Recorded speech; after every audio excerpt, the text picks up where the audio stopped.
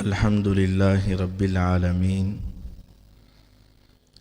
الحمد لله حمدا كثيرا طيبا مباركا فيه مباركا عليه كما يحب ربنا ويرضى. الحمد لله الذي لم يتخذ ولدا ولم يكن له شريك في الملك ولم يكن له ولي من الذل وكبره تكبيرا.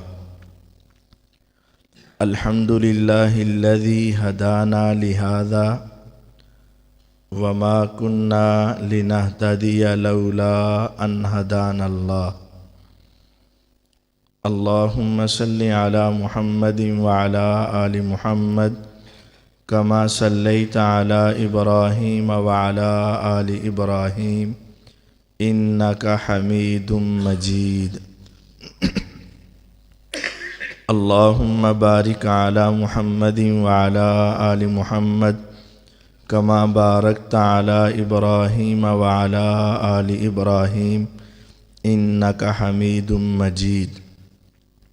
رب اشرح لي صدري ويسر لي أمري واحلل عقدة من لساني يفقهوا قولي واجعل لي وزيرا من أهلي. قال الإمام البخاري رحمه الله تعالى في كتابه باب قول الله تعالى وَنَضَعُ الْمَوَازِينَ الْقِسْطَ لِيَوْمِ الْقِيَامَةِ وَأَنَّ أَعْمَالَ بَنِي آدَمَ وَأَقْوَالَهُمْ تُوزَنُ. قال مجاہد القسطاس العدل بالرومیہ ويقال القسط مصدر المقسط وهو العادل وأما القاسط فهو الجائر. قال الإمام البخاري رحمه الله تعالى حدثنا أحمد بن أشكاب قال حدثنا محمد بن فضيل عن عمارة بن القعقاع عن أبي زرعة عن أبي هريرة رضي الله تعالى عنه قال قال النبي صلى الله عليه وسلم كلمتان حبیبتان الی الرحمن خفیفتان علی اللسان ثقیلتان فی المیزان سبحان اللہ وبحمدہ سبحان اللہ العظیم. اللہ رب العزت کا انعام اور احسان ہے کہ اللہ تعالیٰ نے اس مدرسے میں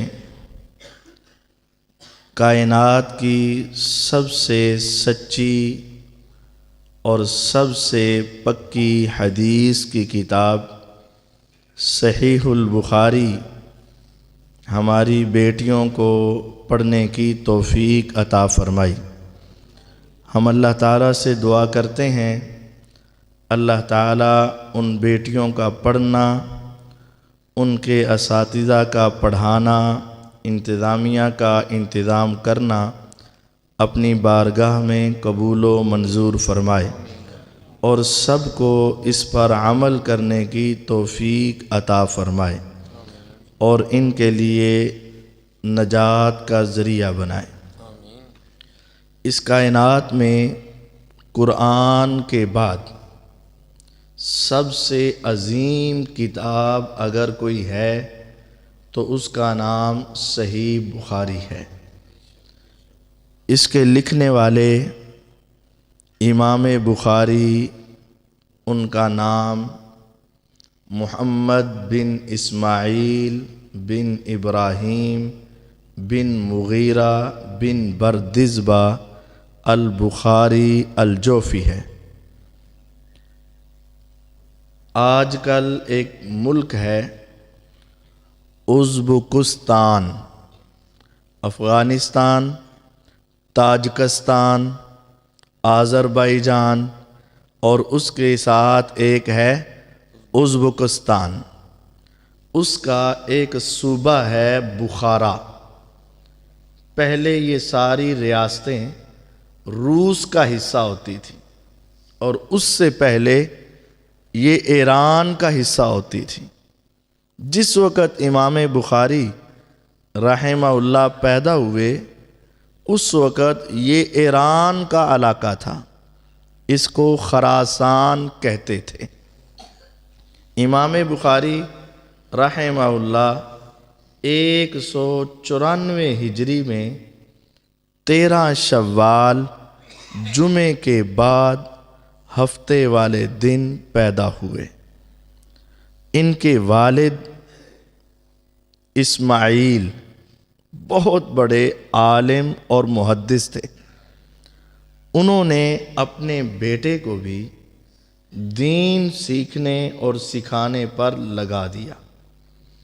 امام بخاری رحمہ اللہ ابھی 10 سال کی عمر تھی تو حدیث زبانی یاد کرنا شروع کر دی۔ 10 سال کی عمر، اور جب یہ 11 سال کے تھے تو بہت بڑے بڑے محدثین کی مجلس میں بیٹھنا شروع ہو گئے۔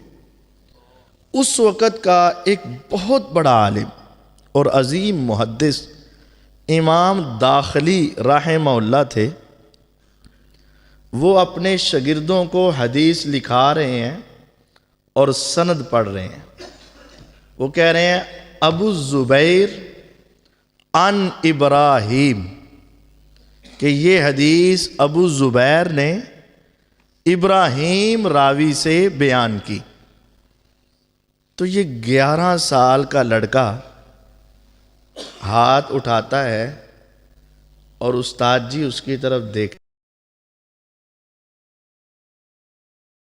بتایا یہ ہے کہ نبی علیہ السلام نے فرمایا تھا بادأ الاسلام غریباً وسیعود کما بدأ، اسلام کا آغاز بھی غربت سے ہوا اور اسلام کا اختتام بھی غربت سے ہوگا۔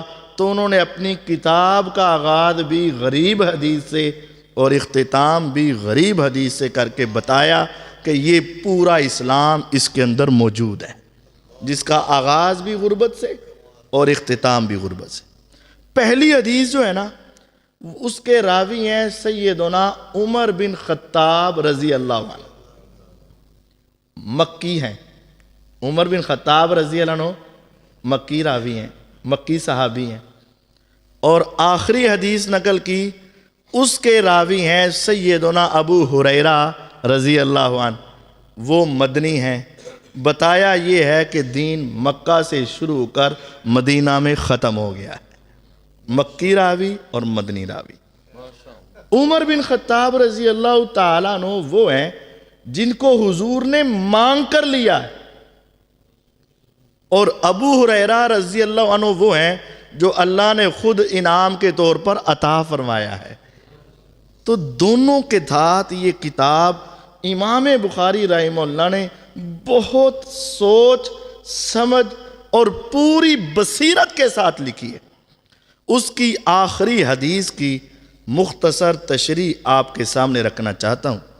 امام بخاری رحمہ اللہ نے آخری جو باب باندھا ہے وہ ہے باب قول اللہ تعالی وَنَزَعُ الْمَوَازِينَ الْقِسْطَ لِيَوْمِ الْقِيَامَةِ۔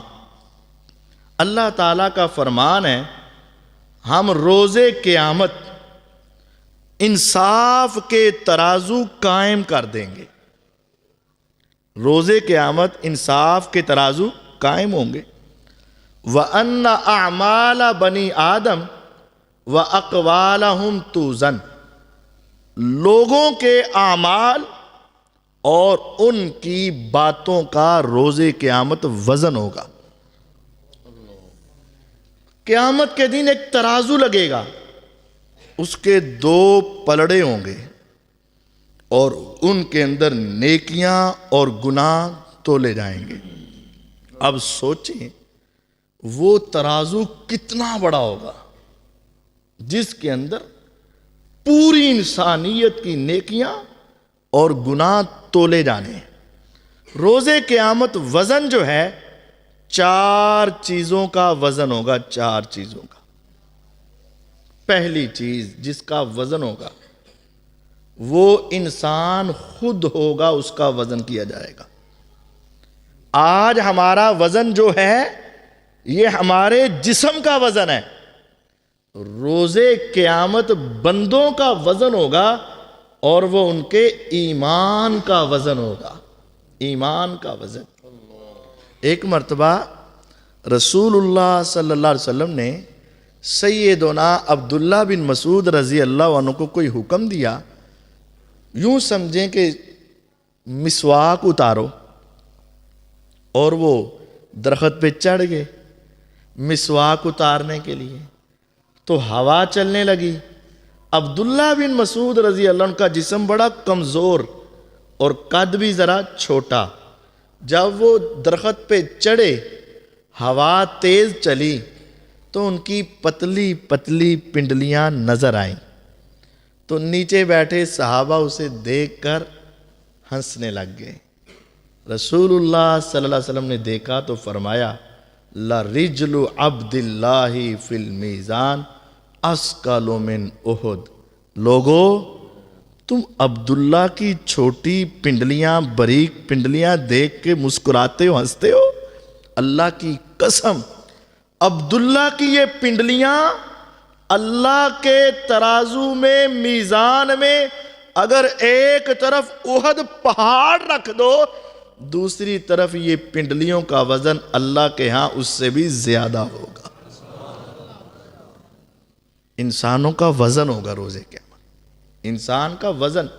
اور دوسری حدیث میں ہے یوتا بالرجل العظیم السمین، ایک بندہ لایا جائے گا بڑا موٹا، تازہ، طاقتور، اور اسے ایک پلڑے میں رکھا جائے گا، لا یزن فی المیزان جناح بعوضہ، اگر دوسرے پلڑے میں مچھر کا پر بھی رکھ دیا جائے تو وہ اس کے وزن کے برابر نہیں ہوگا۔ روز قیامت انسانوں کا وزن ہوگا۔ دوسری چیز، روز قیامت انسان کے اعمال کا وزن ہوگا، جو عمل کیا۔ لیس شیء اثقل فی المیزان من حسن الخلق، میزان میں اچھے اخلاق سے زیادہ کسی چیز کا وزن نہیں ہوگا۔ اعمال میں سب سے وزنی انسان کا حسن اخلاق ہوگا۔ روز قیامت انسان کے جو اعمال یہ دائیں اور بائیں رجسٹروں پر لکھے جا رہے ہیں، ان کا بھی وزن ہوگا۔ رسول اللہ صلی اللہ علیہ وسلم نے فرمایا ایک شخص کو لایا جائے گا اور اس کے 99 رجسٹر ہوں گے، اس طرف کے 99 رجسٹر، اور وہ رجسٹر کتنا بڑا ہے، مدہ بصری، جہاں تک نگاہ، کلومیٹر جہاں تک نگاہ جاتی ہے اتنے لمبے لمبے 99 رجسٹر، ایک کم 100 رجسٹر لائے جائیں گے، اور ان 99 رجسٹروں میں ایک بھی نیکی نہیں ہوگی، سارے گناہ کے ساتھ بھرے ہوئے۔ جب اتنے گناہ، تو اللہ تعالیٰ اس بندے کو اپنے قریب کر کے پوچھیں گے حل ظالمہ کا کاتبی، یہ بتا کہیں فرشتوں نے غلط تو نہیں لکھ دیا؟ اتنے گناہ، کیا فرشتوں نے کوئی تیرے اوپر ظلم تو نہیں کیا؟ تو نے گناہ نہ کیا ہو لکھ دیا، تھوڑا کیا ہو زیادہ لکھا، ایسا تو نہیں ہے؟ وہ بندہ سارے دیکھ کے کہے گا لا یا رب، نہیں یا رب، جو لکھا سو حق لکھا، جو لکھا سو سچ لکھا۔ تو اللہ پوچھیں گے بتا تیرے 99 رجسٹروں میں ایک بھی نیکی نہیں ہے، اب کیا کیا جائے گا؟ شرمندگی سے سر جھک جائے گا، ندامت سے کہے گا یا رب تو ظلم کرنے والا نہیں ہے، تو جو کرے گا صحیح کرے گا۔ میرا رب کہے گا آج تیرے اوپر ظلم نہیں ہوگا۔ تو پھر یا رب کیا ہوگا؟ اللہ کہیں گے جاؤ ترازو کے پاس جا کر وزن کرواؤ۔ اللہ کس چیز کا وزن؟ کوئی نیکی ہو تو برابری ہو، 99 میں ایک بھی نیکی نہیں، تو میں کس کو دیکھوں؟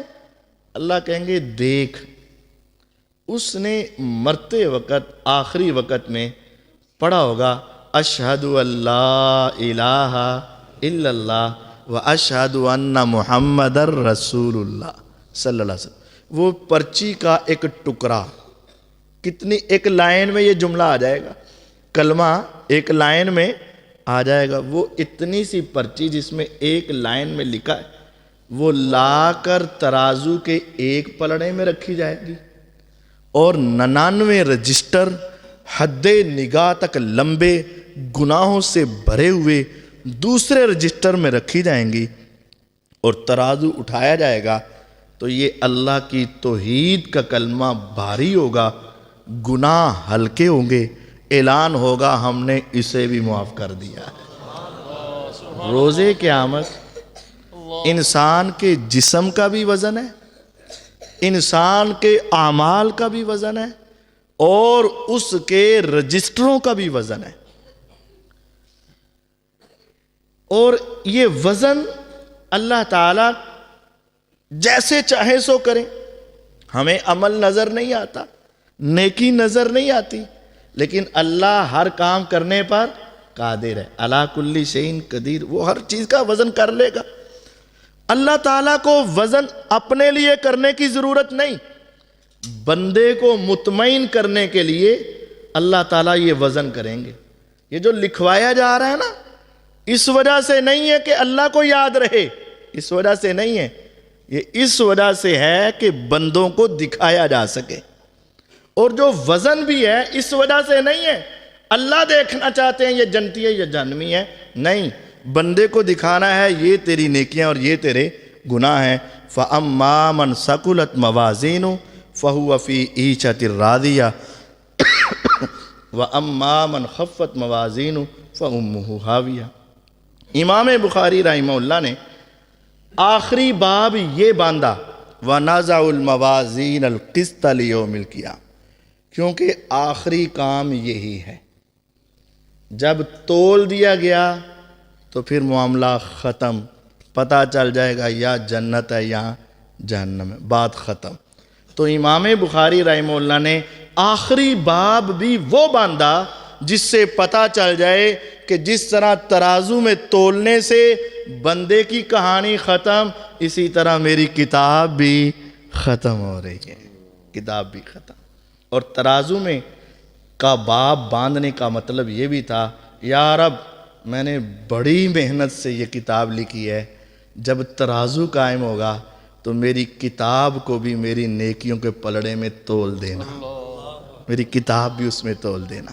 جب میری کتاب تولے گا تو آج تصور کریں، امام بخاری رحمہ اللہ 194 ہجری میں پیدا ہوئے، 256 میں فوت ہو گئے، 1447 چل رہی ہے، 1447 200 وچوں کٹ دیو کنے رہ گئے؟ 1247، اے 47 تے 56 وہ بھی کٹ دیو، تقریباً 1250 سال سے آج تک جتنے علماء جتنے فقہا، جتنے ائمہ، جتنے محدثین، جتنے درس، جتنے جمعے، جتنے خطابوں میں حدیث بخاری کی بیان کی جا رہی ہے، کروڑوں لوگ ہوں گے نا، ان سب کا ثواب امام بخاری کو پہنچ رہا ہے، امام بخاری کو پہنچ رہا ہے۔ تصور کریں جب یہ ترازو لگے گا اور امام بخاری رحمہ اللہ کی جب کتاب رکھی جائے گی اور کروڑوں لوگوں کی نیکیاں بھی امام بخاری کے کھاتے میں ڈال دی جائیں گی تو یقیناً وہ اللہ کے مقربین میں شامل ہو جائیں گے۔ امام بخاری رحمہ اللہ کہتے ہیں وقال مجاہد، مجاہد بن جبر، ابو الحجاج اس کی کنیت، مجاہد بن جبر بہت بڑے تابعی ہیں اور یہ مفسر قرآن ہیں۔ عبداللہ بن عباس رضی اللہ عنہ صحابی ہیں۔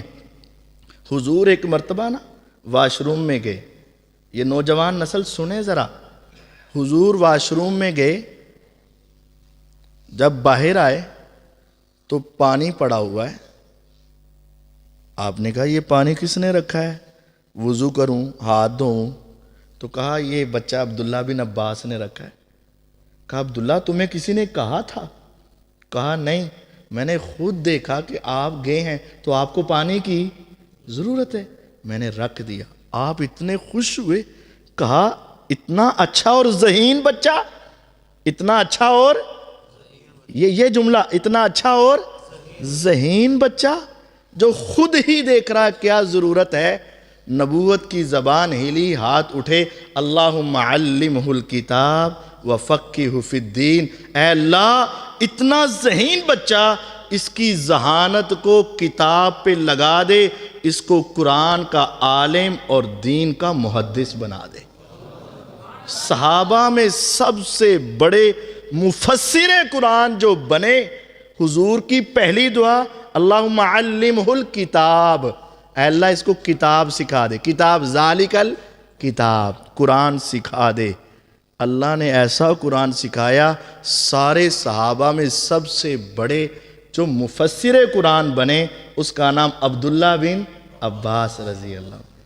تو حضور دیکھیں کہ بچہ سمجھدار ہے تو دعا کر دیں، اور ہم دیکھیں بچہ سمجھدار ہے تو لکا کے رکھیے، انہوں مدرسے نہ پا کے ضائع کریں، انہوں کتے سکول پا، کالج پا، یونیورسٹی پا، تاکہ تھوڑا چنگا پڑ جاوے۔ ہماری سوچ کیا ہے اور حضور کی سوچ کیا ہے؟ جڑا بالکل ویلا لامے نہیں ختم ہوندے، انہوں پاؤ کسے کاری کو جان چھٹے ساڑی، سارا دن لامے آندے رہنے، یہ ہماری سوچ ہے۔ اور جو اچھا ہے اس کو ڈاکٹر بناؤ، اس کو انجینئر بناؤ، اس کو اچھی اکیڈمی میں ڈالو، آج مشکل سے اس کو پڑھائی کروا لو، اس کی زندگی سنور جائے گی، سنورے گی نہیں برباد ہو جائے گی۔ اگر سنوارنا چاہتے ہو تو حضور کی طرح سنوارو۔ آپ نے دیکھا تو دعا کی اللہم علمہ الکتاب، اے اللہ اسے کتاب کا علم۔ وہ جب مفسر قرآن بنے نا، سب سے بڑے مفسر، اور ان کا جو سب سے بڑا شاگرد تھا نا، اس کا نام مجاہد تھا، مجاہد بن جبر۔ وہ کہتے ہیں میں نے 3 مرتبہ پورا قرآن ایک آیت پڑھتا، عبداللہ بن عباس رضی اللہ عنہ کو سناتا، اس کی ساری تفصیل سمجھتا، پھر اگلی آیت، پھر اگلی آیت، پھر اگلی آیت، پورا قرآن ختم کیا، پھر دوبارہ قرآن ختم کیا، پھر تیسری بار میں نے قرآن ایک آیت کر کے کس سے پڑھی؟ عبداللہ بن عباس۔ اور دوسری روایت کے مطابق امام ذہبی رحمہ اللہ نے سیر و اعلام النبلاء میں لکھا ہے، کہتے ہیں میں نے 30 مرتبہ قرآن کی تفسیر عبداللہ بن عباس سے پڑھی ہے، 30 باری۔ ہم ایک مرتبہ پڑھ کے کہتے ہیں میں علامہ ہو گیا، ایک مرتبہ بھی پورا نہیں پڑھتے تو ہم کیا ہو جاتے ہیں؟ علامہ ہو جاتے ہیں۔ تابعی محدث ایک آیت کر کے، اسی تے 2 ورقے سبق پڑھنے ہیں نا، 2 ورقے سبق پڑھی دیں۔ انہوں نے سبق کتنی آیتیں کر کے پڑھا؟ ایک آیت۔ اور ایک روایت میں 3 مرتبہ اور دوسری روایت میں 30 مرتبہ میں نے پورا قرآن عبداللہ بن عباس سے پڑھا رضی اللہ عنہ، مجاہد نے۔ وہ مجاہد کہتے ہیں القسطاس العدل بالرومیہ، قسطاس کا لفظ قرآن سورت بنی اسرائیل میں آتا ہے، اس کا مطلب ہوتا ہے عدل رومی زبان میں۔ وَيُقَالُ اور کہا جاتا ہے القسط مصدر المقسط۔ امام البخاری رحمہ اللہ فرماتے ہیں قسط یہ لفظ بعض علماء نے کہا کہ مقسط کا مصدر ہے، اور مقسط کا معنی ہوتا ہے عدل کرنے والا۔ اور سورت جن میں ایک لفظ آیا قاسط، اس کا معنی ہوتا ہے جائر ظالم۔ بہرحال یہ ایک علمی بحث۔ اس سے آگے امام بخاری رحمہ اللہ فرماتے ہیں حدثنا احمد بن اشکاب، مجھے یہ حدیث بیان کی امام احمد بن اشکاب نے۔ یہ امام بخاری رحمہ اللہ کے استاد ہیں اور مصر کے رہنے والے۔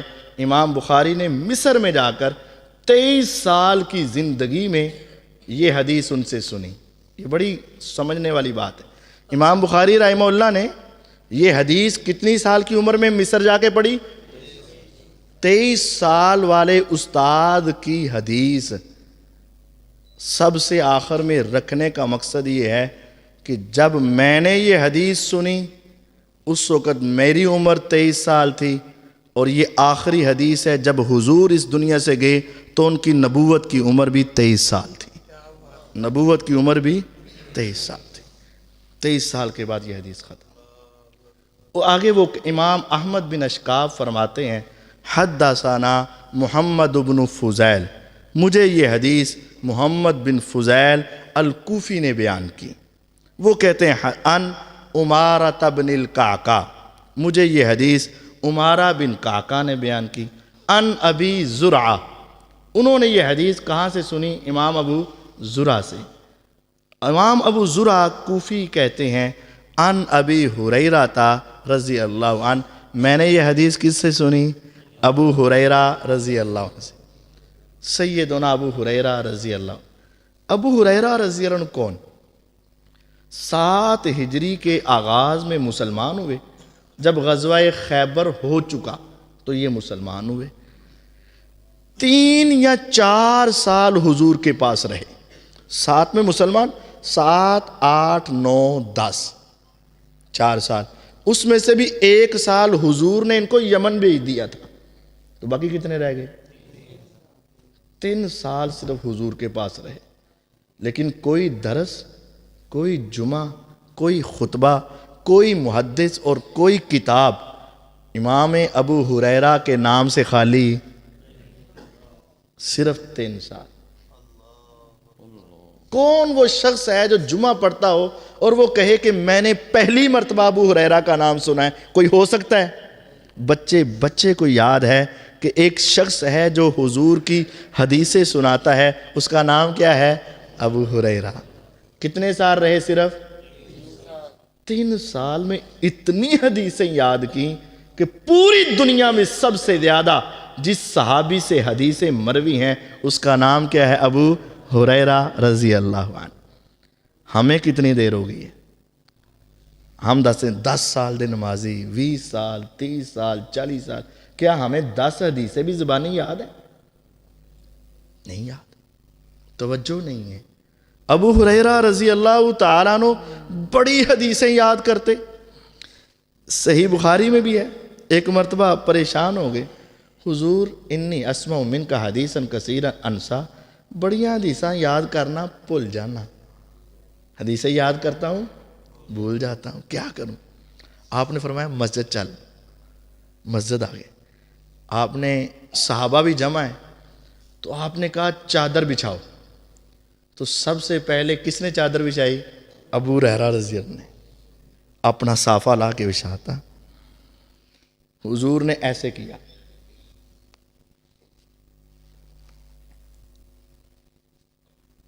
تین مرتبہ ایسے کیا۔ آپ نے فرمایا اس کو سینے سے لگا لے۔ اب ہمارے جیسا عقل پرست ہوتا کہتا مذاق کر دے میرے نا، میں کوئی بچہ ہوں؟ عقل پرست ہوتا تو یہ کہتا، لیکن وہ صحابی حضور کی ہر بات کو حق سمجھتے تھے، ہر بات کو سچ سمجھتے تھے، عقل میں کوئی چیز پئی نہیں، لیکن حضور نے کیا تو حق کیا. حضور نے کہا اس کو اپنے سینے سے لگا لو. کہتے ہیں میں نے اپنے سینے سے لگایا. فما نسیت شیئا بعدہ ابدا. اللہ کی قسم اس کے بعد مجھے کبھی کوئی حدیث نہیں بھولی, کبھی کوئی حدیث نہیں بھولی. جب میں نے یہ کیا حدیثیں یاد ہوئیں. ایک مرتبہ مروان بن حکم, ایک خلیفہ گزرا, مسلمانوں کا خلیفہ مروان بن حکم, اس نے آزمانے کے لیے ابو ہریرہ رضی اللہ عنہ کو بلایا اور اپنے بھتیجے کو پیچھے چارپائی کھڑی کر کے اس کے پیچھے چھپا کر بٹھا دیا. اسے کہا جو یہ بیان کرے لکھتا جائیں. ابو ہریرہ رضی اللہ عنہ آئے. مروان بن حکم مسلمانوں کا خلیفہ حکمران کہتے ہیں مجھے حدیثیں سنا. یہ مسئلے پوچھتے گئے, وہ حدیثیں سناتے گئے. بیچ دیا. 1 سال بعد پھر بلایا. کہا یار وہ حدیثیں میں بھول گیا ہوں, ایک واری ساریاں پھر سنا. اللہ کی قسم سیدنا ابو ہریرہ رضی اللہ عنہ نے شروع سے لے کر آخر تک ساری سنا دیں. فما اخطأ حرفا واحدا. وہ کہتے ہیں بعد میں ہم نے دونوں کو ٹیلی کر کے دیکھا تو ایک حرف کی بھی غلطی اس میں موجود نہیں تھی, ایک حرف بھی غلط نہیں تھا. ابو ہریرہ رضی اللہ عنہ صحابہ میں امیر المومنین فی الحدیث, صحابہ کے اندر سب سے بڑے جو محدث تھے اس کا نام سیدنا ابو ہریرہ رضی اللہ عنہ. اچھا یہ ان کی کنیت ہے, اصل ان کا نام عبد الرحمن بن صخر ہے.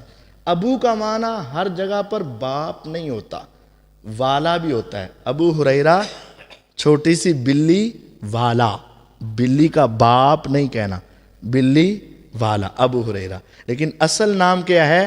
عبد الرحمن بن صخر رضی اللہ عنہ. یہ صرف حدیثیں سناتے ہی نہیں تھے بلکہ حدیثوں پر عمل بھی کرتے تھے. صرف حدیثیں یاد نہیں کرتے بلکہ حدیثوں پر عمل. میں نے خود پڑھا ہے, انہوں نے اپنے گھر میں رات کو عبادت کے لیے 3 حصے مقرر کیے ہوتے. گھر میں 3 افراد, ایک ابو ہریرہ رضی اللہ عنہ, ایک ان کی والدہ اور ایک ان کی بیوی. کہتے کہ رات کا ایک حصہ والدہ عبادت کرتی. رات کے ہم نے 3 حصے کیے. مثلا 9 گھنٹے کی رات ہے تو ہم نے 3 حصے کر لیے. پہلے 3 گھنٹے والدہ تہجد پڑھتی, وہ سونے لگتی تو بیوی کو اٹھا دیتی. وہ 3 گھنٹے تہجد پڑھتی, وہ سونے لگتی تو مجھے اٹھا دیتی. اس طرح ہمارے گھر میں ساری رات اللہ کی عبادت ہوتی رہتی, ساری رات اللہ کی عبادت ہوتی. یہ محدثین صرف حدیثیں سناتے نہیں تھے بلکہ اس پر عمل بھی کرتے. اور ان کی والدہ بڑی نیک ہو گئی, لیکن ان کے اسلام کا قصہ بھی بڑا عجیب ہے. ایک مرتبہ نا ابو ہریرہ رضی اللہ عنہ حضور کے پاس آئے, چہرہ اترا ہوا, رنگ اڑا ہوا, آنکھیں گھبرائی ہوئیں, پریشان غم زدہ. حضور کے پاس آ کر نا سر جھکا کے بیٹھ گئے ندامت سے. ابو ہریرہ کیا ہوا؟ حضور کی دساں کیا ہوا, کیا بتاؤں آپ کو؟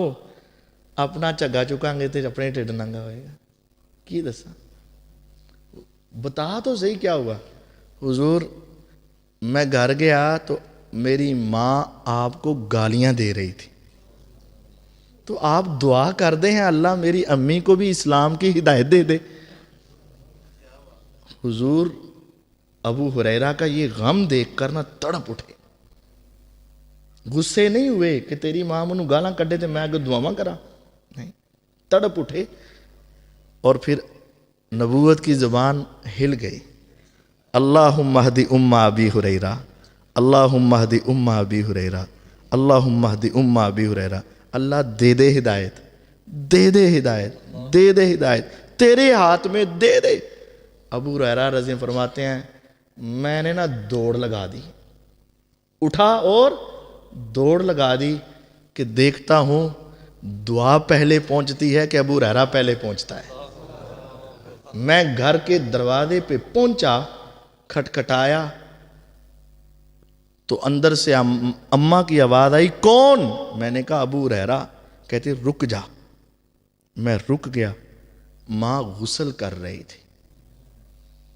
ماں نے دروازہ کھولا تو مجھے دیکھ کے کہا، ابو ہریرہ خوش ہو جا، اشہد اللہ الہ الا اللہ و اشہد ان محمد الرسول اللہ صلی اللہ علیہ وسلم۔ یہ وہ شخصیت ہیں ابو ہریرہ رضی اللہ عنہ۔ ان کی یہ حدیث ہے، وہ کہتے ہیں قال النبی صلی اللہ علیہ وسلم، نبی کریم صلی اللہ علیہ وسلم نے فرمایا، کلمتان حبیبتان الی الرحمن خفیفتان علی اللسان ثقیلتان فی المیزان سبحان اللہ و بحمدہ سبحان اللہ العظیم۔ میں نے خود سنا نبی کریم صلی اللہ علیہ وسلم فرما رہے تھے، دو کلمے ایسے ہیں، دو کلمے، ویسے نا کلمہ کا لفظ ایک لفظ پر بولا جاتا ہے، کلمہ کا معنی ہوتا ہے ایک لفظ، تو یہ تو دو کلمے، سبحان اللہ و بحمدہ ایک کلمہ، سبحان اللہ العظیم، ایسے کتنے بڑے لفظ نے۔ تو کلمے کا معنی کیا ہوتا ہے؟ ایک لفظ، اور یہ تو پورا جملہ ہے۔ تو کبھی کبھی بڑے جملے پر بھی کلمے کا لفظ بول دیتے ہیں، اس طرح ہم کہتے ہیں پہلا کلمہ سنا، کیا کہتے ہیں؟ پہلا کلمہ، تو لا الہ الا اللہ محمد تو پورے کو کیا کہہ دیتے ہیں؟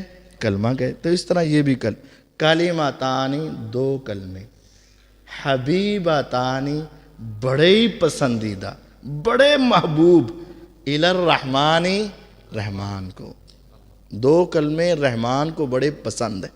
اے اللہ جن کے گھروں میں اولاد نہیں ان کو نیک صالح اولاد عطا فرما، جن کے گھر میں ہے نا ان کو پتہ ہے جو میں کہنے لگا ہوں، جن کے گھروں میں ہے نا، جب چھوٹی سی اولاد ہوتی ہے نا تو بولنے کا آغاز کرتی ہے، تو وہ الفاظ بالکل صحیح تو نہیں بول پاتی، لیکن کچھ لفظ بولتے ہیں نا توتلے سے، تو وہ ماں باپ کو وہ نئے نئے لفظ بڑے پسند ہوتے ہیں، بڑے پسند۔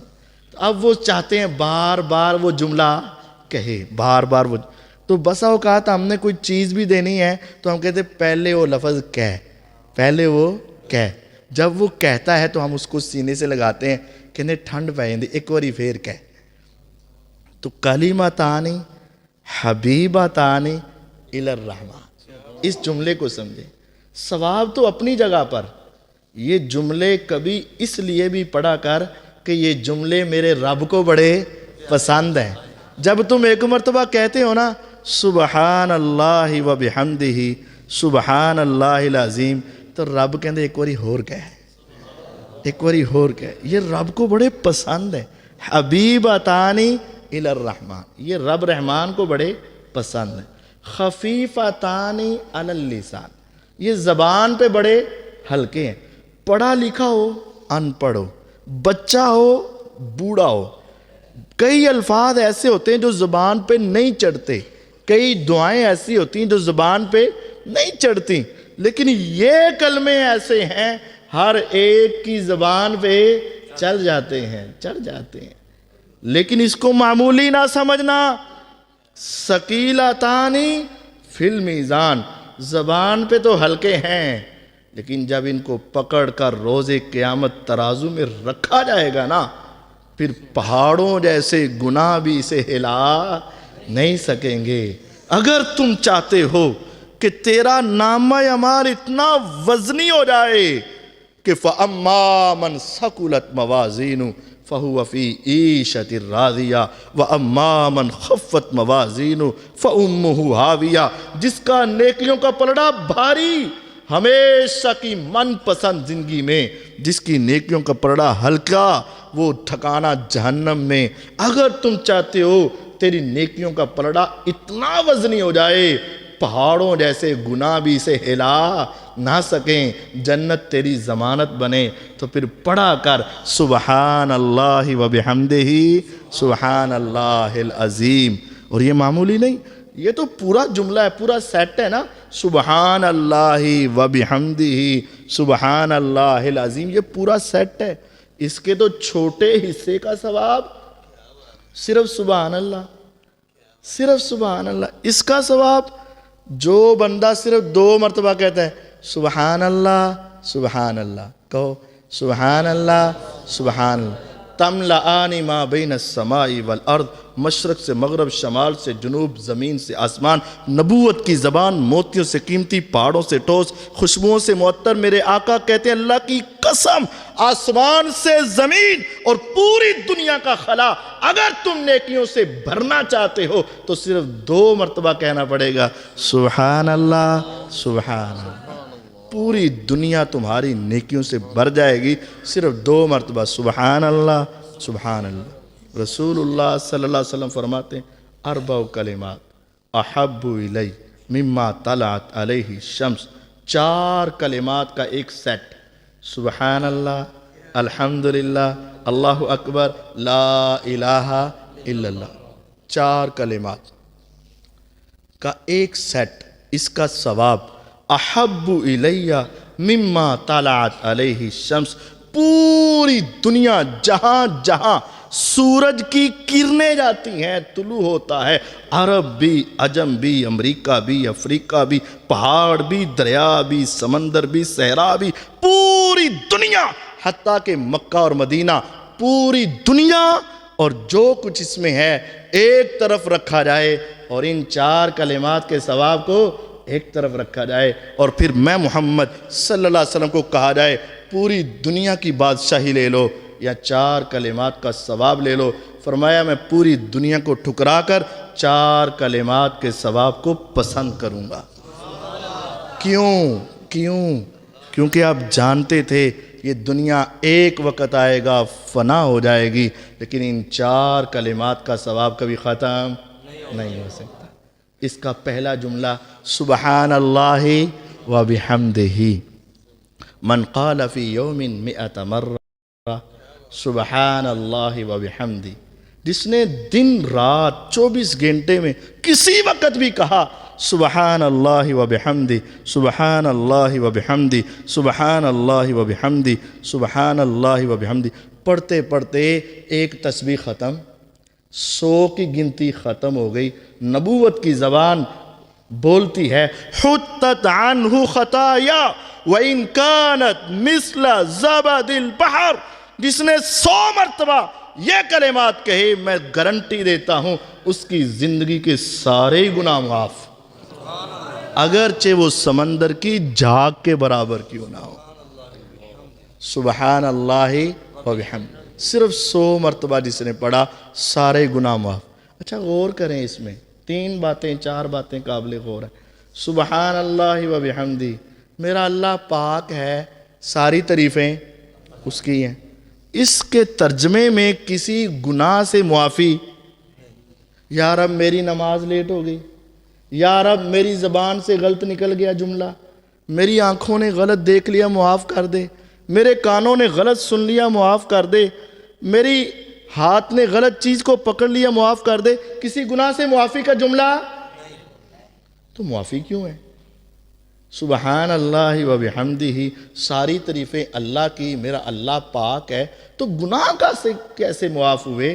میں یہ سمجھتا ہوں یہ کلمات اللہ کو اتنے پسند ہیں، بندہ پڑھتا پڑھتا پڑھتا پڑھتا پڑھتا پڑھتا پڑھتا پڑھتا جب 100 تک پہنچتا ہے نا تو رب اتنے خوش ہوتے ہیں، کہتے ہیں فرشتوں اس بندے نے میری تعریف کی اتنی انتہا کی ہے، گواہ ہو جاؤ میں نے اس کے معافی مانگنے کے بغیر ہی اسے معاف کر دیا ہے، بغیر ہی معاف کر دیا ہے، اتنی میری تعریف۔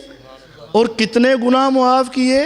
وَإِن كَانَتْ مِثْلَ زَبَدِ الْبَحْرِ، اگرچہ وہ گناہ سمندر کی جھاگ۔ یہ نہیں کہا 100 مرتبہ پڑھا تو 100 گناہ معاف، نہیں، 100 مرتبہ پڑھا تو 1000 گناہ معاف، نہیں، 100 مرتبہ پڑھا تو 1,00,000 گناہ معاف، نہیں، کتنے؟ سمندر کی۔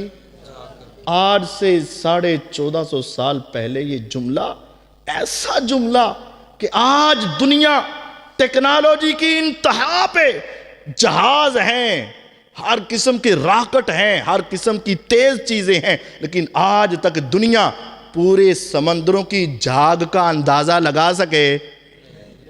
تیرے گناہ اتنے ہوں، پوری دنیا مل کر شمار نہ کر سکے، تو ساری زندگی کے گناہ لے آ، ان گنت، لا تعداد، بے شمار، جو تیری عقل سے بھی باہر ہوں، سارے لے کر آ، صرف 100 مرتبہ کہہ دے سبحان اللہ و بحمدی، اللہ سارے معاف کر دے۔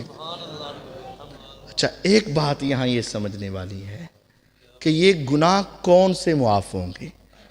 صغیرہ بھی کبیرہ بھی، صغیرہ بھی، لیکن کون سے؟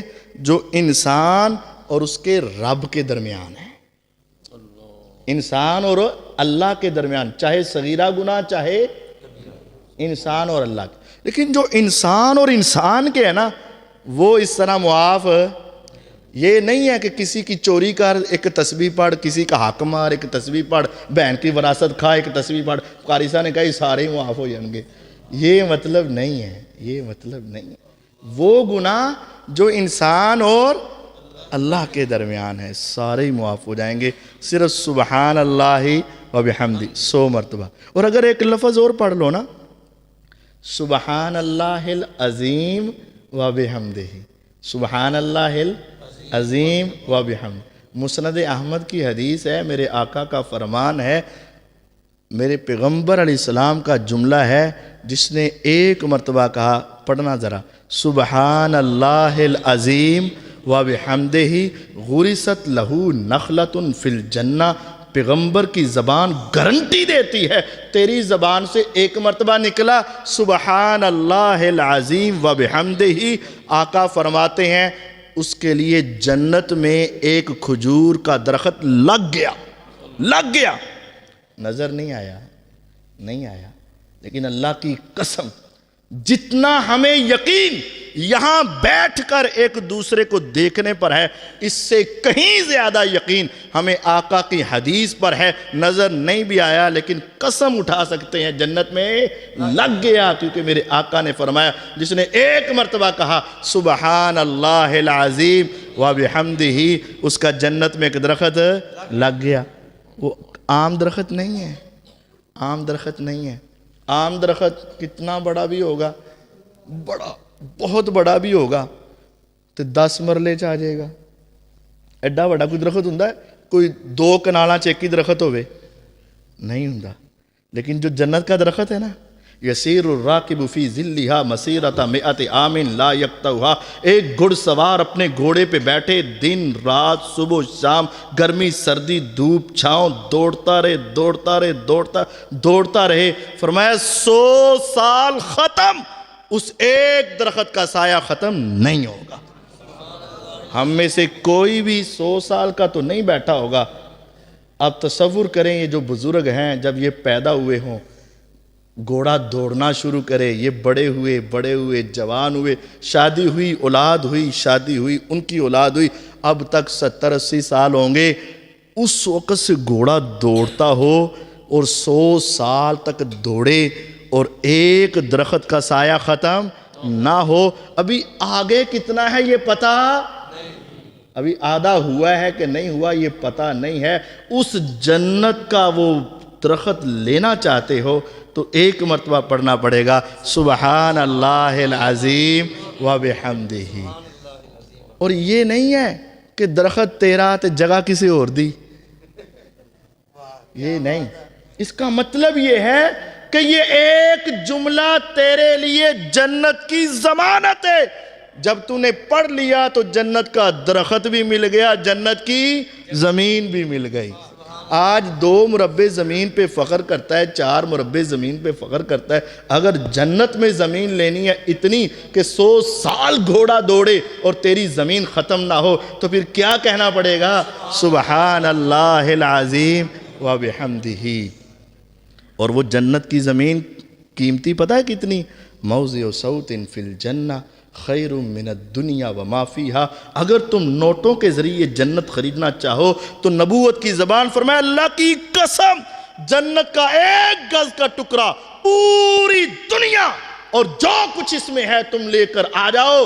جنت خریدنا چاہو تو ایک گز کا ٹکڑا نہیں خرید سکتے, نہیں لے سکتے. کیوں؟ پوری دنیا میں کوئی ایسی جگہ نہیں جہاں صرف زندگی ہو موت نہ ہو, جہاں صرف جوانی ہو بڑھاپا نہ ہو, جہاں خوشیاں ہو غم نہ ہو.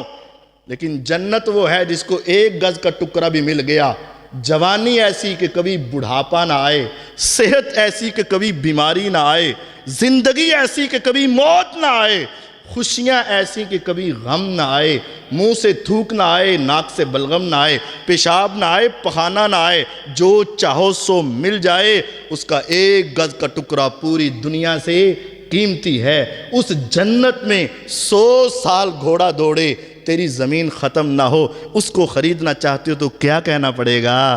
سبحان اللہ العظیم و بحمدہ.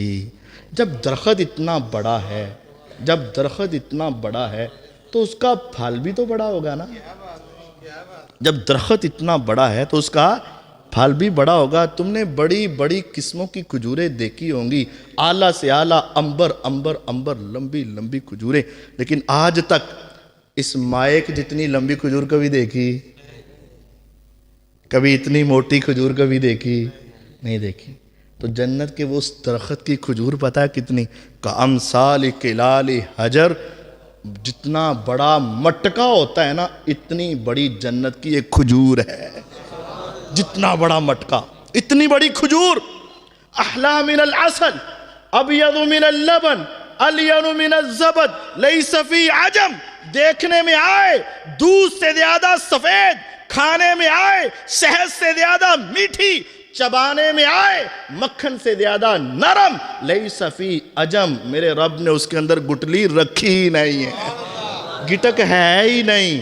مٹکے جتنی کھجور, دودھ سے سفید, شہد سے میٹھی, مکھن سے نرم, بغیر گٹلی کے اتنی بڑی کھجور کھاؤں گا کیسے؟ یہ تو چھوٹا سا ہے, اتنی بڑی کھاؤں گا کیسے؟ پریشان نہیں ہو, رب تمہیں ایک ایک بندے کو 100 بندے کی طاقت عطا فرمائے گا. پھر تو 5-7 لپیٹ جاؤں گا نا میں. لیکن اگر میں اتنی کھا لوں تو پھر ہضم کیسے ہوگی؟ ہضم کیسے ہوگی؟